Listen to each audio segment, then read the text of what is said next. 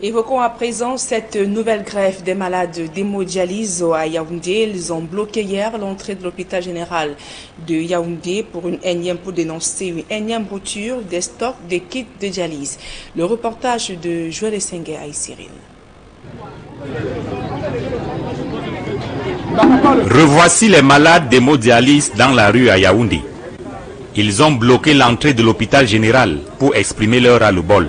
Nous avons droit à 2 séances au lieu de 3 qui devraient être qu'un patient doit avoir par semaine. Et nous recourons à 2 dialyses déjà. C'est déjà un problème.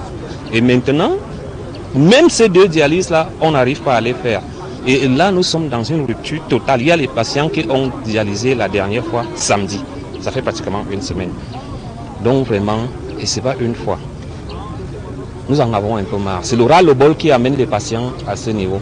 Debout, accroupis ou même assis à même le sol pour certains, ce sont environ 200 patients qui dénoncent une énième rupture de stock de kits de dialyse à l'hôpital général de Yaoundé.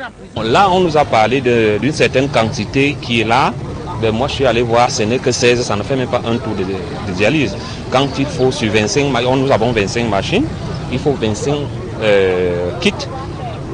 Donc, on n'a pas 25 kits là en ce moment. Selon les malades, il faut 13 kits par personne pour 1 mois de dialyse. Les messages sur les pancartes traduisent le désespoir des patients qui signalent déjà des morts dans leur rang. Comme je vous parle aujourd'hui, 2 étudiants de Ngwaikele, en 2e année, sont morts 25 ans. 2 élèves devant moi. Parce qu'on a dormi à l'hôpital, hier on attendait la dialyse, ils sont morts devant moi. Il n'y avait pas le matériel de dialyse. On paie 475 000 encore le mois, malgré la subvention. Chaque malade debout, c'est encore 475 000 le mois pour se soigner.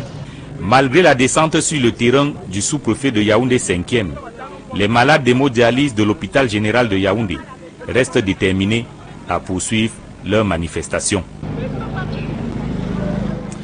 Le docteur